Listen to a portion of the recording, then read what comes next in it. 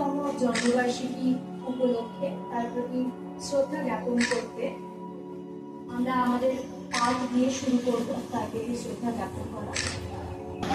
ভাব মন আপন অন্তরে তারে, যে জগৎ পালন করে, সর্বশাস্ত্রে এই কয়, শুদ্ধ চিত্ত যার হয়। অজ্ঞান তিমিরতায় যায় অতি দূরে, অন্য অভিলাষ আর নাহি হয় পুনর্বার, আত্মনাত্ম বিচার যে একবার করে।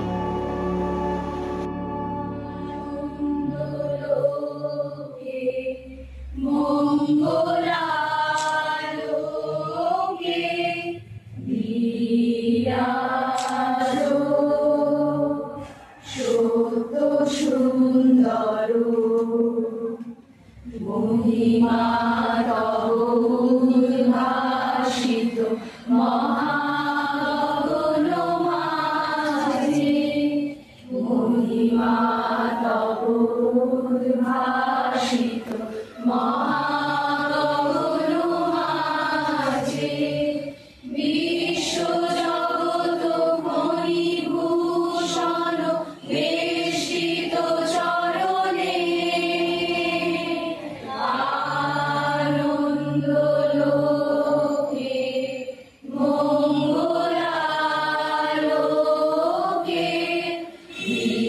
বিরাজ সত্য সুন্দর গ্রহতারক চন্দ্র তপন ব্যাকুল দ্রুত বেগে, গ্রহতারক চন্দ্র তপন ব্যাকুল দ্রুত বেগে, করিছে পান করিছে স্নান অক্ষয় কিরণে, আনন্দ লোকে মঙ্গলালোকে বিরাজ সত্য সুন্দর।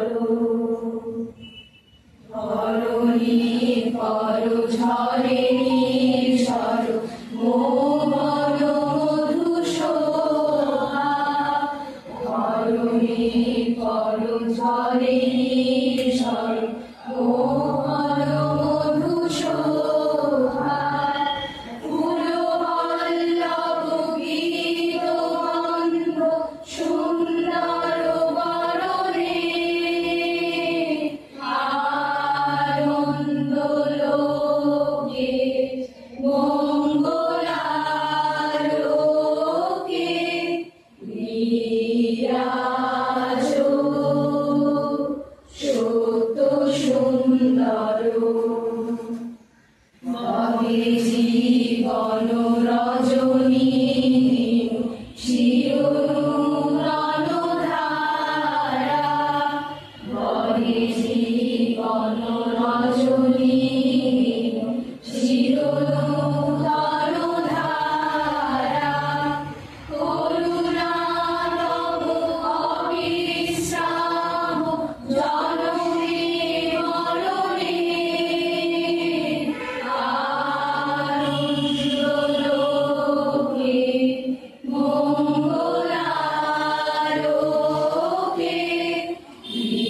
বিরাজ সত্য সুন্দর। প্রেম দয়া ভক্তি কোমল করে প্রাণ, স্নেহ প্রেম দয়া ভক্তি কোমল করে প্রাণ, পদ শান্তন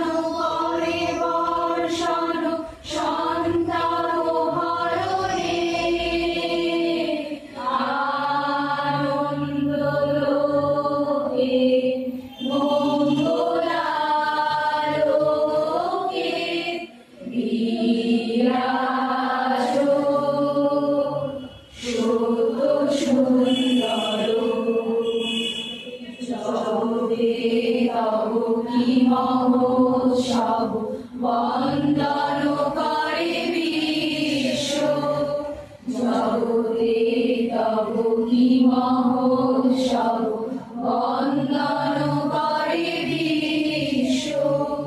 শ্রীসম্পদ ভূমাস্পদ নির্ভয় শরণে, আনন্দ লোকে মঙ্গলালোকে বিরাজ সত্য সুন্দর। রামমোহনের উত্তরসূরি রবীন্দ্রনাথের ব্রহ্মসংসার। সর্বপরমেশ্বরের অনাদিকারকে বিবেক বৈরাগ্য দুই সভার সাগরে, বিষয়ের দুঃখ নানা বিষয়ের উপাসনা, ত্যাগ মন এ যন্ত্রণা সত্য ভাব। সর্বপরমেশ্বরের অনাদিকারকে বিবেক বৈরাগ্য দুই সভার সাগরে, বিষয়ের দুঃখ নানা বিষয়ের উপাসনা, ত্যাগ মন এ যন্ত্রণা সত্য ভাব।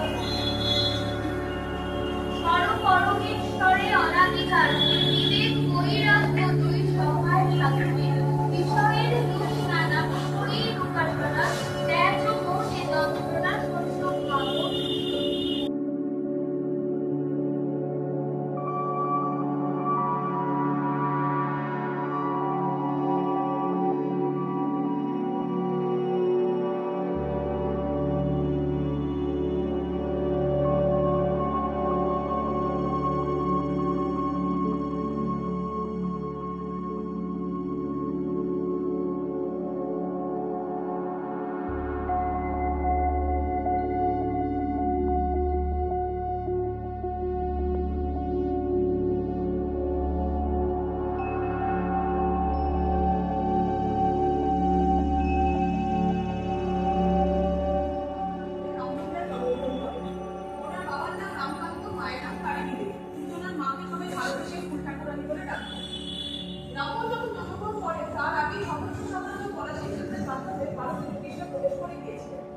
সেই সময়টাকে অন্ধকার যুগে আখ্যায়িত করা হয়, কেননা কুলীন ব্রাহ্মণদের বহুমী করব মহাশান্তি সম্পর্কে সতীদাহ ইত্যাদি কুসংস্কারে সমাজ ঘেরা ছিল।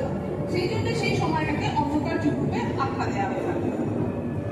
এটা ওনার বংশতালিকা বা ফ্যামিলি ট্রি।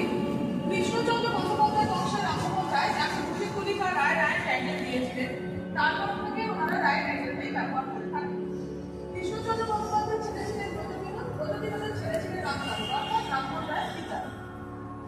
রামমোহন রায়ের দুই ছেলে ছিলেন, রাধাপ্রসাদ, রাধাপ্রসাদ। রাধাপ্রসাদের এক মেয়ে ছিলেন চন্দ্রজ্যোতি, আর রাধাপ্রসাদের দুই ছেলে হরিমোহন, প্যারীমোহন। হরিমোহন প্যারীমোহন দুজনেই নিঃসন্তান ছিলেন, কিন্তু প্যারীমোহন দত্তক নিয়েছিলেন হরণীমোহনকে কাশীতে যখন উনি গিয়েছিলেন, সেখান থেকে উনি হরণীমোহনকে দত্তক নিয়ে বাড়িতে এসেছিলেন। হরণীমোহনের আগে ওনার ছিলেন হরিমোহন মারা যেতে হলে আমরা তাকে দিতে পারতাম।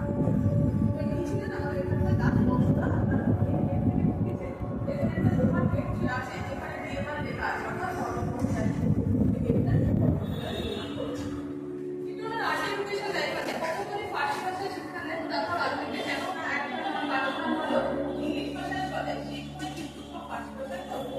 সেজন্য উনি প্রথমে ফার্সিতে শিক্ষা নেন, তারপর আর্টিতে। এরপর 9 বছর বয়সে ওনার বাবার কথা উনি কাশি গিয়েছিলেন সংস্কৃত পড়ছে।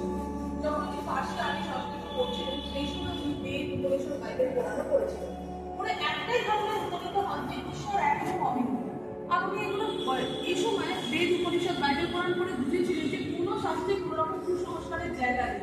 যে কুসংস্কারগুলো সমাজে রয়েছে, মানুষের মধ্যে ছড়িয়ে যাচ্ছে, সেগুলো ধর্মগুলো মানুষের মধ্যে ছড়াচ্ছে, মানে এগুলোর কোনো ভিত্তি নেই। এই কথাটা উনি এসে যখন ওনার বাবার সাথে আলোচনা করলেন, ওনার বাবা ছিলেন গোড়া ব্রাহ্মণ, তো রামমোহনের সাথে ওনার বাবার একটা মতবিরোধ দেখা দিল, রামমোহন বাড়ি ছেড়ে চলে গেলেন তিব্বত। জানা যায় তিব্বত উনি পায়ে হেঁটেই গিয়েছিলেন, কেননা সেই সময় ট্রান্সপোর্টেশন ছিল। তিব্বত গিয়ে উনি দেখছেন এখানে যেমন রয়েছে মানুষদের মধ্যে কুসংস্কারগুলো ছড়ানো হয়েছে, ওখানে রয়েছে লামাতন্ত্র, যেখানে লামারা সাধারণ মানুষকে বোঝাচ্ছে একজন লামা মারা গেলে তার শক্তিটা বংশপরম্পরায় ওদের মধ্যে ছড়িয়ে দেবে।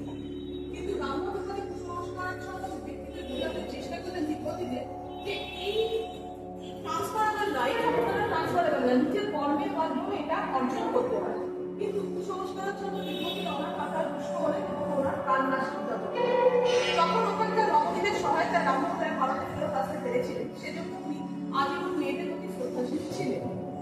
1803 সালে ওনার এই একেশ্বর বাদ অর্থাৎ ওনার যে কুসংস্কার যে লেখা নেই একেশ্বর, উনি তো ভগবানকে একদম অভিহিত মনে করতেন। তো এটা নিয়ে ওনার বাবা মারা যাওয়ার পরে ওনাকে আর কি বাবা দেওয়া থাকলো না, উনি তুফান ফুল মহাবিধি অর্থাৎ একেশ্বরবাদীদের জন্য উপহার। এই বইটা উনি ফার্সি ভাষায় লিখেছিলেন, কিন্তু আরবি ভাষায় ছিল। এই বইটা প্রসঙ্গে ওনার জীবনী কবি সোফিয়া রহমান কুমার বলেছিলেন, এটি ছিল পৌত্তলিকতা তত্ত্বের বিরুদ্ধে এক সাহসী পদক্ষেপ। কেননা রামমোহন রায়ের আগে এই ধরনের বই লেখার কথা তো দূরে কেউ ভাবতেও পারতো না, কারণ সমাজটা এমনই কুসংস্কারে ঘেরা ছিল। আত্মসম্মানের দৃষ্টান্ত হচ্ছে 1803 সালে রামমোহন রায় ইস্ট ইন্ডিয়া কোম্পানির অধীনে চাকরিতে বসেন। সেই বছরে উনি মুর্শিদাবাদের আপিল কোর্টে চাকরি করেছেন। কিন্তু 1805 যখন ভিত্তিহীন চাকরির জন্য উনি আপিল করলেন, তখন উনি একটা অনুরোধ করলেন যাতে ওনাকে বসতে দেয়। কেননা পূর্ববর্তী চাকরির জন্য দেখেছেন পুরো ভারতে যদি ইংরেজের অধীনে চাকরি করে তাহলে তাকে বসতে দেওয়া হয়। তাই রামমোহন অনুরোধ করেছিলেন, ডিগ্রি রাজি করতে রামমোহন চাকরিতে যোগ দেন। ধীরে ধীরে ডিগ্রি কিন্তু রামমোহনকে শ্রদ্ধা করতে লাগলেন, কারণ তার কাজ করার পদ্ধতি এবং জানার যে ইচ্ছা সেটা ডিগ্রিকে অনুপ্রাণিত করেছিল। সেজন্য ডিগ্রি যখন ট্রান্সফার হলো তখন রামমোহনকে নিজের সাথে নিয়ে কিন্তু ভাগলপুরে একটা সমস্যা তৈরি হলো, সেটা হচ্ছে ট্রাফিক জ্যামের। একটা রাস্তা দাঁড়িয়েছিলেন, রামমোহন পালকিতে করে যাচ্ছিলেন। রামমোহনের পালকি ধারে হ্যামিল্টনকে দেখে পালকি ওনার ঘোড়াকে ক্রস করে চলে যাবে। হ্যামিল্টন ঘোড়া সামলানো পালকি রাস্তা আটকালেন এবং গালিগালাজ করতে লাগলেন। রামমোহন অনেক বোঝানোর চেষ্টা করলেন পালকিটাকে নেবে যে আমার পালকি ধারিটা আপনাকে দেখে, কিন্তু উনি কর্ণপাত করলেন না, গালিগালাজ করতে লাগলেন। রামমোহন আর কিছু না বলে চলে গেলেন এবং লর্ড মিল্টন ইংল্যান্ডের একটা চিঠি লিখলেন যে আমরা এই ধরনের কোনো ব্যবহার আশা করি না, আশা করি বিরুদ্ধে আপনারা পদক্ষেপ নেবেন। তখন ইংল্যান্ড থেকে হ্যামিল্টনকে সতর্ক করা হয়েছিল যেন এই ধরনের ব্যবহার নিয়ে ফার্দার কারোর সাথে না করেন, এবং তখন ওনাকে ট্রান্সফার করে দেওয়া হয়েছিল ভারতবর্ষ থেকে। তৎকালীন সমাজচিত্র হচ্ছে সেই সময় জমিদার শ্রেণীর মধ্যে গড়ে উঠেছিল বাবুপাড়া, যেখানে মেয়েদের নাচ করা কালচারে পরিণত হয়েছিল। তারা সংগঠিত প্রতিবাদ গড়ে তুলেছিলেন রামমোহন। সমাজের কুসংস্কার সাধারণ মানুষকে বোঝানোটা সহজ ছিল, সেই জন্য গানের ছড়াতে যাতে বোঝানো যায় সেজন্য রামমোহন রচনা করলেন ব্রহ্মসঙ্গীত। আর ওটা হচ্ছে 1815 সালে কলকাতায় আসার পর রামমোহন প্রথম লিখে 113 নম্বর আপার সার্কুলার রোডের বাড়ি, যেটা বর্তমান পুলিশ স্টেশন। এরপর কিনলেন 85 সিমলা হাউস, অর্থাৎ আমাদের এই বাড়িতে কেনার পর উত্তরা ফ্যামিলি এটা হয়ে গেল ওনার রেসিডেন্সিয়াল হাউস। আর মানিকতলা যে পুলিশ স্টেশনের বাড়িটি সেটা হয়ে গেল ওনার কাছারি বাড়ি, বাকি ওনার যাবতীয় কাজকর্ম চলছে। এই বাড়িটা কেনার পর এখানে সপ্তাহে একদিন আমাদের নিচে যে হলটা আছে, যেখানে আপনারা মূর্তিতে মারা দিলে সোজা যে হলটা দেখা যাচ্ছে, ওখানে সপ্তাহে একদিন আত্মীয় সমারোহ হয়েছিল। আত্মীয় সমার কাজ ছিল, যে সময় তো মানুষ তো পড়াশোনা জানতো না, সেজন্য বেদ উপনিষদকে হিন্দি বাংলায় ট্রান্সলেট করে পড়তেন শিবপ্রসাদ মিশ্র। এখানে কিন্তু ধীরে ধীরে আত্মীয় সভা পপুলার হতে লাগলো এবং বিভিন্ন ব্যক্তিগত আসতে লাগলো, যেমন ডাক্তার ঠাকুর এটারা আসতে লাগলো। যিনি এসে এটা একটা পরিবর্তন আনলেন দেখেছিলেন, উনি প্রত্যেক সপ্তাহে আসতেন এবং উনি রামমোহন রায়কে বললেন, আপনি যে ধরনের কুসংস্কার মুক্ত ভারত গঠনের স্বপ্ন দেখছেন সেটা একমাত্র সম্ভব আপনি যদি ভারতীয়দের পাশ্চাত্য শিক্ষায় শিক্ষিত করতে পারেন। সেই মর্মে কিন্তু 1817 হিন্দু কলেজ বা প্রেসিডেন্সি কলেজ প্রতিষ্ঠিত হলো, কিন্তু রক্ষণশীল হিন্দুদের বিরোধিতার কারণে রামমোহন এর সাথে সরাসরি যুক্ত হতে পারলেন না। কিন্তু এরপরে ধীরে ধীরে এখানকার কিছু মানুষ বাইরে এটা বলাতে লাগলেন যে এখানকার যে সদস্যরা রয়েছে এবং রামমোহন রায় এখানে মীমাংস করতে পারে, তার ফলে কি হতো, বাকি সদস্যরা এখানে আস্তে আস্তে বেরিয়ে গেল এবং আত্মীয় সভা নষ্ট।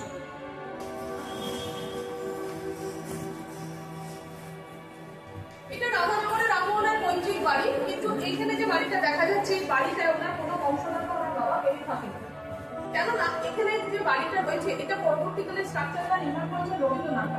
ওনার পৈতৃক বাড়িটা কোনো এক অজানা কারণে ধ্বংসপ্রাপ্ত হয়েছে। রবীন্দ্রনাথ যে বাড়িটা স্ট্রাকচার নির্মাণ করলেন সেটা দুটো অংশে উনি ভাগ করে দিলেন। রামমোহনের পৈতৃক বাড়িটা এল শেপের ছিল, কিন্তু রবীন্দ্রনাথের তৈরি করা স্ট্রাকচারের বাড়ি কি হয়ে গেল, দুটো অংশে বিভক্ত। যেটা দেখা যাচ্ছে এটা একটা সেমিনার হল, বা ওনার কীর্তিগুলোকে সবই দু সাইড দিয়ে করে দেখানো হচ্ছে, আর আরেকটা অংশ হচ্ছে ডিস্ট্রিক্ট লাইব্রেরি। রামমোহনের মা রামমোহনের বাবার মৃত্যুর জন্য রামমোহনকেই দায়ী করতেন। উনি মনে করতেন যে ছেলে বিধর্মী হয়ে গেছে, সেই সময় ওনার বাবা মারা গেছে, এই জন্য ওনাকে ত্যায্য পুজো করার জন্য মামলা করেছিলেন। রামমোহন মামলাটা জিতে গেলে একটা মর্মালিন্য তৈরি হয়েছিল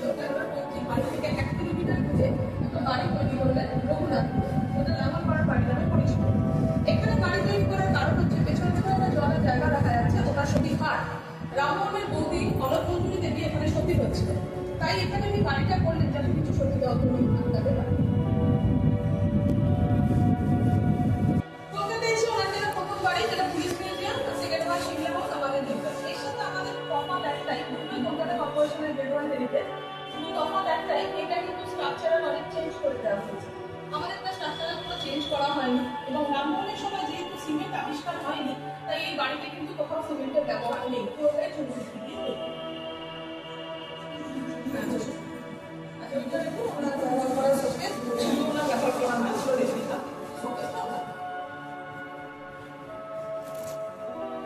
রামমোহনের 150 বছর জন্মদিনে পোস্ট অফিস থেকে একটা স্ট্যাম্প ইস্যু করা হয়েছে, 250 বছর করা হয়েছে, এখন আমাদের কাছে।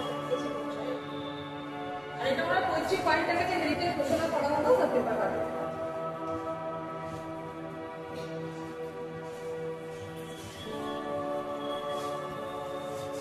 এইটা হচ্ছে ওনার জীবনীকা সোফিয়া রহমান বলে জীবনী লিখতে গিয়ে যে তথ্য সংগ্রহ করেছিলেন তার একটা সারশব্দ আমরা ডিসপ্লে করেছি। আর এই দুটোই একই চিঠি, রামমোহনের নিজের হাতে লেখা চিঠি। উঁচু একটা বেদির ওপর নির্মিত, কারণ রঘুনাথপুরটা বন্যা কবলিত অঞ্চল, সেই জন্য একটা উঁচু বেদির ওপর বাড়িটা পুরো নির্মাণ করা হয়েছে। এইটা হচ্ছে ব্রাহ্ম সমাজের বার্ষিক একটা বই বেরায় 1750 শতাব্দে, অর্থাৎ প্রথম যে বইটা বেরিয়েছিল তার প্রথম পেজ এটা। এইটা আমি পরে বলবো। এটা তুফাত 1950-এ যখন প্রথম ইংলিশ ট্রান্সলেট করে লেখা হয়। ওইটা হচ্ছে আমরা ওখানে বাড়িটার সামনে দেখেছিলাম, সতীঘাটটা পেছনে, এখানে সতীঘাটটা সামনে আছে, বাড়িটা পেছনে দেখানো হয়েছে। সুব্রহ্মণ্য শাস্ত্রী এবং ব্রাহ্মণের মধ্যে একটা ডিবেট আয়োজন করা হয়েছিল, যেখানে সুব্রহ্মণ্য শাস্ত্রী বলেছিলেন বেদ কেবলমাত্র ব্রাহ্মণরাই পালন করতে পারে। ব্রাহ্মণ তার উত্তর করেছিলেন লেখাপড়ার কাজ সকলের অধিকার, ব্রাহ্মণ শূদ্র নির্বিশেষে লেখাপড়া সকলেই করতে পারে, বেদ কেবলমাত্র ব্রাহ্মণরাই পালন করতে পারে, এটা সকলের যুক্তি পারে। সুব্রহ্মণ্য শাস্ত্রী যে সমস্ত দেখাতে পারেন ডিবেটটা রামমোহনের দিকে নিয়েছিলেন। এটা কিন্তু রামমোহনের জীবনের প্রথম ডিবেট, প্রথম আলোচনা ব্যাপারে কথা বলেছে। তুলনামূলক ধর্মচর্চা পৃষ্ঠপোষক হচ্ছে রামমোহন। রামমোহন যদি বিদ্যার্থীদের তো বুঝতে পারে এটা আমি বলে ভগবান হিসেবে মানে না, এবং বাইবেলের যে অলৌকিক ঘটনাগুলো রয়েছে সেগুলোকে উনি বিশ্বাস করেন। যে ঘটনাগুলো সমাজকে এগিয়ে নিতে সাহায্য করে সেগুলি ওনারা তৈরি করেছে। এটা বলার পর Marshman friends of India paper এটার একটা ক্রিটিসাইজ করেছে। তারপর অ্যাপেন্ডুলার খ্রিস্টান পিপলের রামমোহন একটা উত্তর এইভাবে প্রশ্ন করে বলা করতে লাগলো। রামমোহন যখন ফাইনাল অ্যাপেন্ডটা লিখলেন তখন সেটা খ্রিস্টান মিশনারিদের ছাপাখানা থেকে ছাপতে নিষেধ করে দেওয়া। তখন শ্রীরামপুরে রামমোহনের নিজের একটা ছাপাখানা খুলে এটা ছেড়েছে। আর যেটা থ্রি ফোল্ডেড থেকে পড়া যায় না, এটা ওনার ব্যবহার। আমাদের আধুনিক শিক্ষা ব্যবস্থা যেটা ওখানে বললাম, 1815 আধুনিক সভার অধিবেশনে ইংলিশ মিডিয়াম স্কুল বা কলেজ স্থাপনের যে প্রস্তাব দেওয়া হয়েছিল, সেগুলো আধুনিক সদরে হিন্দু কলেজ বা বর্তমান প্রেসিডেন্সি কলেজ প্রতিষ্ঠিত হলো। কিন্তু রক্ষসী হিন্দুদের বিরোধিতার কারণে রামমোহনরা এর সাথে সরাসরি যুক্ত করতে পারলেন না। তারপরে রামমোহনরা 1822-এ নিজের পর্যায়ে একটা ইংলিশ মিডিয়াম স্কুল তৈরি করলেন, অ্যাংলো হিন্দু স্কুল, যার প্রথম স্টুডেন্ট ছিলেন দেবেন্দ্রনাথ ঠাকুর। ব্রাহ্মণ সভা আত্মীয় সভা বিনষ্ট হয়ে যাওয়ার পর ওনার ইন্ডিয়ান সোসাইটি ফলে, তখন আত্মীয় সভা থেকে তৈরি হয়েছিল ব্রাহ্মণ সভা। ধীরে ধীরে ওনারা উপলব্ধি করলেন যে অন্যের জায়গায় আমাদের নিজস্ব একটা সংস্থা থাকা উচিত। সেই জন্য তৈরি হলো তাদের নিজস্ব সংস্থা আদি ব্রাহ্মণ সমাজ, এবং তখন তৈরি হলো ব্রাহ্মণ সভা থেকে ব্রাহ্মণ সমাজ, যেটা চিত্রকূটে অবস্থিত। আর এটা ওনার ড্রেস, এই যে ওনারা এটা অরিজিনাল নয়, আমরা ওখানে রেপ্লিকা বলে লিখে দিয়েছি। রামমোহনের হাইট ছিল 7.5 ফিট। ওই পরে দেয়াল থেকে কলেজের সায়েন্স বিল্ডিং অব্দি টোটাল 76 কাঠা জায়গা। ধরণী মোহন মারা যাওয়ার পর যখন বাড়িটি খালি করেছিল, তখন এখানকার লোকরা এটাকে দখল নিয়ে দেয় এবং এখানকার জবাবদিহিতা চুরি করতে পারে। সেই সময় এখানে কিছু মানুষজন নিয়ে একটা কমিটি তৈরি করলো এই বাড়িটাকে বাঁচানোর জন্য। সেই কমিটিতে ছিলেন প্রতাপচন্দ্র চন্দ্র। আশীর্বাদস্বরূপ সেই সময় প্রতাপচন্দ্র চন্দ্র সেন্ট্রাল এডুকেশন মিনিস্টার হয়ে গেলেন। উনি 2004 সালে বাড়িটাকে দখল করতে পারেন। প্রথমে 44 কাঠা উদ্ধার করতে পেরেছিলেন, দিয়ে পাঁচিল দিয়ে ঘিরে দেওয়া হয়। পরবর্তী পোর্শন যেটা পুকুরের পোর্শন, ওটা যখন উদ্ধার করা হয় ওটা রামমোহন কলেজকে দেওয়া হয়। এখানে যে গেটটা দেখা যাচ্ছে এটা পুকুর ধারের গেট, আর এখানে একটা দোলনা স্ট্রাকচার আছে, আপনারা দেখতে পাচ্ছেন কিনা। এটার একটা ইতিহাস আছে। রামমোহনের ছেলে রামপ্রসাদ এবং দেবেন্দ্রনাথ ঠাকুর একসঙ্গে পড়তেন। ওনারা স্কুল থেকে আসলেন, রামমোহনের দোলনা বসিয়ে দৌড় খাওয়াতেন, তারপর নামিয়ে দিয়ে নিজে বসতেন, বলতেন আমাকে দৌড় খাও। একজন সার্ভেন্ট বললেন, বাবু আপনি এত বড় হয়ে বাচ্চাদের নিয়ে দৌড় খাওয়াচ্ছেন, বলেছিলেন আমার বিলের জল খুব শখ, আমার যাতে সমুদ্র বিড়া না হয় তাই আমি জলের সামনে অভ্যাস করছি। এটা সেই দোল না, বাবা এইটা হচ্ছে আমার সার্ভেন্ট কোয়ার্টার, ওপরটা নিচেটা কিচেন ছিল। এটা আমাদের ভিডিও। এখানে যে ফার্নিচারগুলো রয়েছে এগুলো কিন্তু এই বাড়িতে ছিল না, কেননা এই বাড়িতে যাবতীয় কিছু চুরি হয়ে গেছে। এই বাড়িতে যেগুলো রয়েছে এগুলো রামমোহনেরই, কিন্তু উনি যখন ইংল্যান্ডে থাকতেন মেরিল্যান্ডের বাড়িতে, তখন এগুলো উনি ব্যবহার করতেন কি ওনার ঠিক সেটা জানা যায় না, কিন্তু ওখান থেকে শিবনাথ শাস্ত্রী এগুলো আমাদের এনে দিয়েছে। এটা পাওয়া, এটা সারাঙ্গি, উনি বাজাতে কিছু জানা যায় না, কিন্তু ওখান থেকেই নিয়ে আসা হয়েছে। আচ্ছা, এখন যেমন বাড়িতে যদি ভিসা লাগে সেই সময় একটা স্পেশাল পারমিশন হয়তো ইংল্যান্ড বা ফ্রান্সে যেতে গেলে রামমোহন স্পেশাল পারমিশনটা পেয়েছিলেন বলে ইংল্যান্ডে কোনো কাজ দিয়েছিলেন, সেটার ফটোকপি এখানে দেওয়া হয়েছে। দিলীপ বিশ্বাস যিনি ওনার উপর প্রথম রিসার্চ করেছিলেন, উনি ইংল্যান্ড থেকে এটা আমাদের এনে দিয়েছিলেন। আর এগুলো সব ওই সময়টাকে তুলে ধরা হয়েছে, এগুলো কিছু অরিজিনাল নয় বা ওরা ব্যবহার করা হয়। একটা পাখা, তাই তো?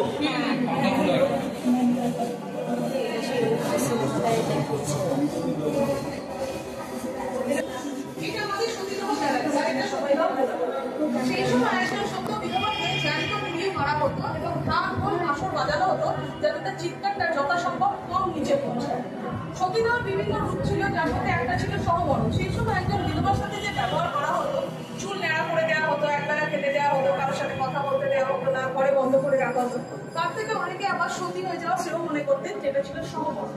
যে স্বেচ্ছায় সতী না হতেন তাকে জোর করে আগুনে পুড়িয়ে মারা হতো। একটা ছিল অন্নভবন, যেখানে একই চিতায় নয় আলাদা চিতায় পোড়ানো হতো, আর এটা হচ্ছে একই চিতায় পোড়ানো হবে, সাজানো হচ্ছে। এখানে ছবিটায় তিনজন ভিডিওকে দেখা যাচ্ছে, এটা দেখলে বোঝা যাবে যতই শোক থাকুক না কেন জ্যান্ত পুড়িয়ে মারা হবে কেউ এরকম চুপচাপ থাকতে পারে না। তার কারণ তাদের আফিং খাইয়ে নেশাগ্রস্ত করে দেওয়া হতো যাতে তারা কোনো রকম প্রতিবাদ বা প্রতিরোধ গড়ে তুলতে না পারে। এখানে দেখুন 7টা ছবি আছে, তারাচাঁদ চক্রবর্তী, প্রসন্ন কুমার দেব, তারকানাথ ঠাকুর, উইলিয়াম বেন্টিং, জন কার্ল মার্শম্যান। এনারা রামমোহনকে সহায়তা করেছিলেন সতীদাহ প্রত্যাহার করতে। বেন্টিং তো আইন প্রদান করে সতীদাহকে তুলে দেন। কিন্তু অপোজিটে দুটো ছবি আমরা দেখতে পাচ্ছি, রাধাকান্ত দেব এবং রামকমল সেন, যারা কিন্তু তখন 2000 সুই সম্বলিত কাগজপত্র কাউন্সিলে দিয়েছিলেন যাতে রামমোহন সতীদাহ করতে না পারে। কিন্তু রাধাকান্ত দেব যে পুরোপুরি কুসংস্কারী ছিলেন তা নয়, নারী শিক্ষার ব্যাপারে কিন্তু আবার রাধাকান্ত দেব সবথেকে আগে এগিয়ে এসেছিলেন।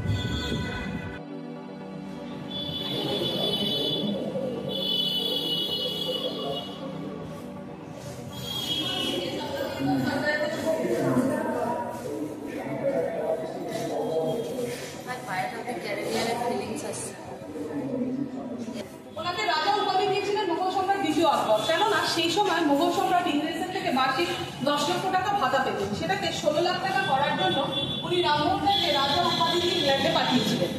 রামমোহন যখন ইংল্যান্ডে যাচ্ছিলেন তখন কেপ টাউনের কাছে উনি একটা ফরাসি নবজাগরণের পতাকা উত্তোলিত জাহাজ দেখতে পেয়েছিলেন, যেটাকে উনি গ্লোরি গ্লোরি টু ফ্রান্স বলে স্যালুট করেছিলেন। এটা তার ট্যাগলাইন। জানা যায় যখন উনি জাহাজের সিঁড়িতে উঠে স্যালুট করেছিলেন সেই সময় পরিজনের পাও ভেঙে গিয়েছিল। তা সত্ত্বেও উনি কিন্তু নবজাগরণের পূজারী ছিলেন, উঠে দাঁড়িয়ে কিন্তু ফরাসি নবজাগরণের পতাকাটাকে তিনি স্যালুট করেছেন। 1833 সালে 27 সেপ্টেম্বর রামমোহন রায়ের মৃত্যু হয়। রামমোহন রায় ম্যানেঞ্জাইটিসে আক্রান্ত হয়ে মারা যান। ম্যানেঞ্জাইটিস একটা ভাইরাল ব্রেন ফিভার, যার কিন্তু চিকিৎসা এখনো অবধি নেই। রামমোহন যখন ইংল্যান্ডে যাচ্ছিলেন ওনার সাথে ওনার এক সার্ভেন্ট এবং রাজারামকে নিয়ে গিয়েছিলেন। আমাদের এখানে এমন অনেক ক্রিকেটার আসেন যারা বলেন যে রামমোহন রায় 10 পুত্র ছিলেন রাজারাম, আমরা ফ্যামিলিতে রাজারামের নাম কেন দিই? তার কারণ হচ্ছে এটা ঠিক কথা, রাজারামকে রামমোহন রায় লালন পালন করে বড় করেছিলেন ঠিকই, কিন্তু অফিসিয়ালি অ্যাডপ্ট করেননি। সেই জন্য আমরা ফ্যামিলিতে রাজারামের নাম দিতে পারি না। রামমোহন মারা যাওয়ার পর রাজারাম সম্বন্ধে কিন্তু কিছু জানতে পারা যায়। রামমোহন রায় মারা যাওয়ার আগে বলেছিলেন ওনাকে যাতে খ্রিস্টানদের সাথে সমাধিস্থ না করা হয়, কারণ উনি মারা যাওয়ার পর ওনাকে প্রথমে স্টিফেন গ্রুপ ভবনে সমাধিস্থ করা হয়েছিল, এটা ছিল ওনার সমাধি। এরপর 1835-এ যখন দ্বারকা ঠাকুর ওখানে গেলেন ওনার সমাধিটাকে স্থানান্তরিত করলেন ব্রিস্টলে। যে ছবিটা আমি ওখানে বলেছিলাম তুলতে, এটা সেই ছবিটা এখানে হেজি আছে। ব্রিস্টলে উনি স্থানান্তরিত করে, আর হিন্দু ছিলেন বলে হিন্দু মন্দিরের মতো সমাধিক্ষেত্র নির্মাণ করলেন। এখান থেকে মাটি নিয়ে ওনার রাধানগর বাড়িতে একটা সমাধিক্ষেত্র নির্মাণ করা হয়েছে। ডেথ মাস্ক, রামমোহন রায় একমাত্র ভারতীয় যার ডেথ মাস্ক রয়েছে। এটা আমাদের ডেথ মাস্কটা অরিজিনাল নয়। এতদিন আমরা জানতাম বঙ্গীয় সাহিত্য পরিষদের ডেথ মাস্কটা অরিজিনাল, কিন্তু রিসেন্টলি জানা গেছে ওটা অরিজিনাল নয়। অরিজিনাল ডেথ মাস্কটা রয়েছে স্কটল্যান্ডে, মেরি কার্পেন্টারের বাড়িতে, যেখানে রামমোহন রায় থাকতেন। মেরি কার্পেন্টারের নিয়ে ওটাকে স্কটল্যান্ডে রেখেছে। রামমোহন রায় একমাত্র ভারতীয় যে ডেথ মাস্ক আছে, কেননা সেই সময় ইংল্যান্ডে একটা রিচুয়াল ছিল, এইভাবেই একটা মাস্ক তৈরি করা হতো। রামমোহন রায় সেই সময় মারা গিয়েছিলেন, সেজন্য ওনার একমাত্র ডেথ মাস্ক আছে। এইটা রেমব্রান্ডের পিলের আঁকা রামমোহন রায়ের শেষ ছবি।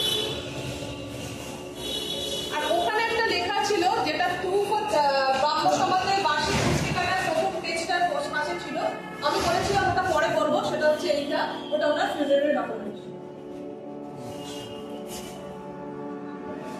দীর্ঘ 60 বছর যে মানুষটার ছায়া সঙ্গী হয়ে রইল, তাকে কি কখনো একা যেতে দেওয়া যায়? তাই সেই বলে সত্যি দেখবে কেমন করে তাকে ফাঁকি দিয়ে একলা যেতে পারে তার স্বামী। তাই স্বেচ্ছায় স্বামীর সন্দেহের সঙ্গে কাশিতে নিয়ে আসা হলো নিধিরাম দত্তর স্ত্রীকে। স্বামীর মাথা করে নিয়ে জ্বলন্ত চিতায় বসে শোতে হলেন নিধিরাম দত্তের সতী সাবিত্রী স্ত্রী। আর এভাবে, ঠিক এভাবে চিতার নিতে হাজার হাজার নিরুপায় সতীর সঙ্গে প্রতিবার নতুন করে উঠত হিন্দু ধর্মের তথাকথিত মনুষ্যত্ব।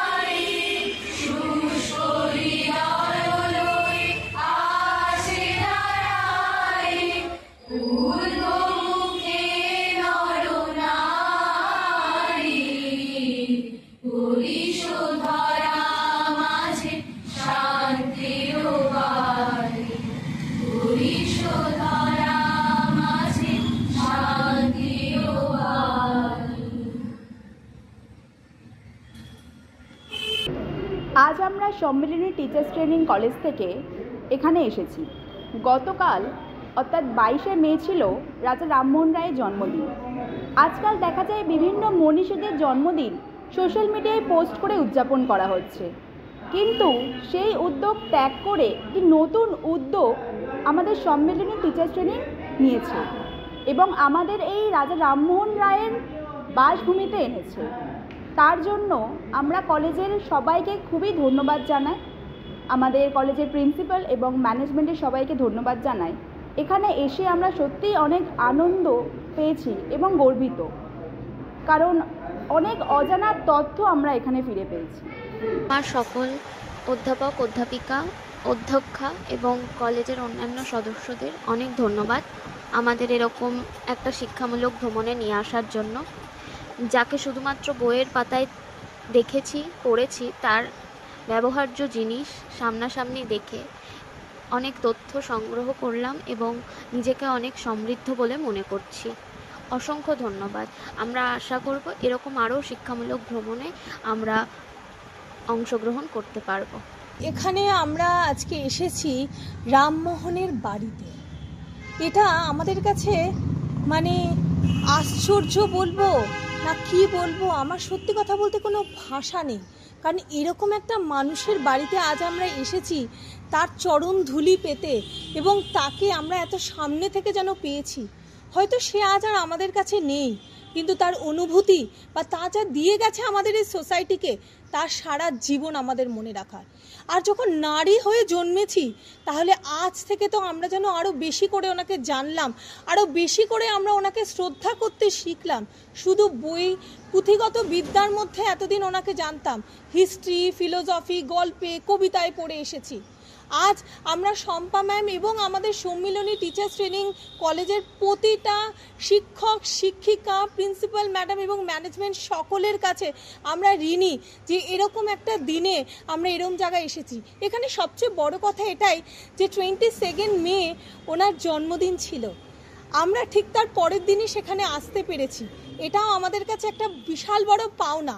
এখানে এসে প্রতিটা জায়গায় যখন আমরা ঘুরে ঘুরে সব দেখছি, তার সেই পুরনো দিনের সেই সিঁড়ি যা কাঠের তৈরি, কত রকমের অ্যান্টিক জিনিস আমরা এখানে দেখতে পেয়েছি। সেই লেটার যখন তিনি ফরেনে গেছিলেন, সেই লেটার আজ আমরা দেখেছি। সেখানে বাদ্যযন্ত্র, কত কিছু, সব কিছু স্মৃতি হয়ে রয়েছে। কিন্তু সেই স্মৃতি থেকেই, এই পথ চলা স্মৃতি থেকেই আমরা আগামী দিনে এই ট্রেডিশনাল কালচারকে এগিয়ে নিয়ে যাব, আমাদের নতুন প্রজন্মকে এখানে নিয়ে আসব, উন্মোচন করব এই প্রতিটা দিগন্ত। তবেই আমরা এগিয়ে যেতে পারবো। আমরা এখান থেকে যখন দূরে কোথাও যাই, আমরা ভুলে গেলে হবে না, আমরা বাংলার মেয়ে, আমরা বাংলার নারী, আমরা বাংলার পুরুষ। আমরা এই বাংলার ট্রেডিশনকে ভুলবো না। রাজা রামমোহন রায় সেই ব্রিটিশের সময় যেভাবে যুদ্ধ করে আমাদের এই নারী শক্তিকে এগিয়ে নিয়ে গেছে, সতীদাহ প্রথার মতো আজ আমরা হয়তো দাঁড়িয়েই থাকতাম না, আজ আরও কত নারী হয়তো বলিদান হয়ে যেত, কিন্তু তা আজ হয়তো হবে না। শুধুই একটি মানুষ এবং তার সঙ্গে হয়তো দ্বারকানাথ ঠাকুর, রবীন্দ্রনাথ ঠাকুর, কাজী নজরুল ইসলাম এবং সকলের এই প্রচেষ্টা আজ আমাদেরকে এগিয়ে নিয়ে যাচ্ছে। আর আমরা আরও এগিয়ে যাব, আর হয়তো আমরা সত্যি একদিন আরও প্রোগ্রেসিভ দিকে এগিয়ে যাব।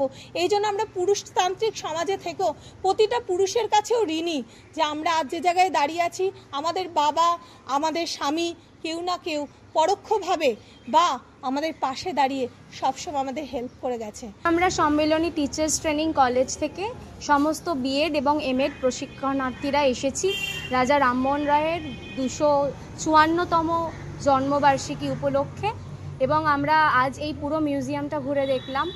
যথেষ্ট অনেক কিছু জানতে পেরেছি, অনেক অজানা তথ্য জানতে পেরেছি। সতীদাহ প্রথা নিয়েও অনেক কিছু আমরা জানতাম না, সেগুলোও আমরা জানতে পেরেছি।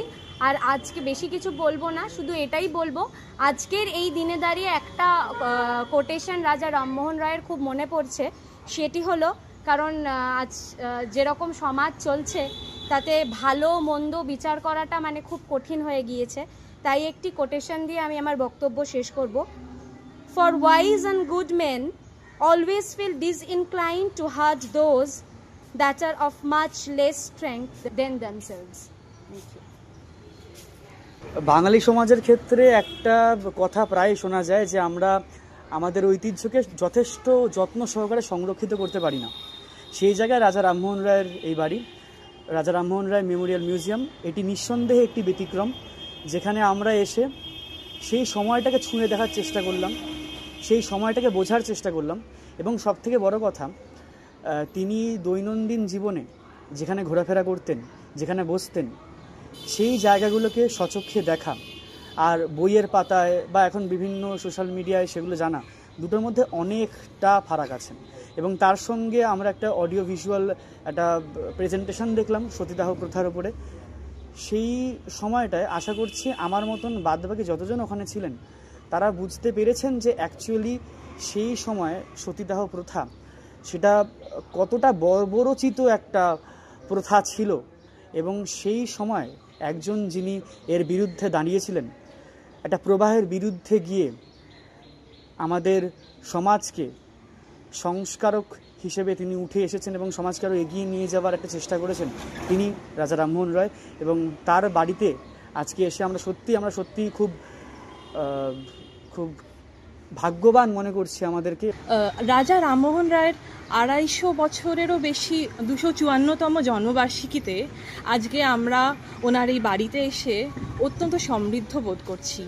তার কারণ ওনার মানসিক দৃঢ়তা এবং উনি সেই গোড়া সমাজের মধ্যে থেকেও উনি যে মানসিক দৃঢ়তা এবং যে সহানুভূতি এবং সহমর্মিতা নারীদের প্রতি দেখিয়েছেন, আজকের দিনে দাঁড়িয়ে আমার মনে হয় ওনার চেয়ে এবং ঈশ্বরচন্দ্র বিদ্যাসাগরের থেকে ওনাদের চেয়ে বড় নারীবাদী মানুষ আর কেউ হয় না। তো আমরা যারা ট্রেনি টিচার্স, তাদের মনে হয় আমাদের এই জিনিসটা শিখতে হবে যে যতই পরিস্থিতি প্রতিকূল হোক না কেন, সমাজে যতই অরাজকতা আসুক না কেন, আমরা যেন ওনাদের এই জীবনধারাটাকে নিজেদের মধ্যে কিছুটা হলেও তুলে ধরতে পারি। ধন্যবাদ।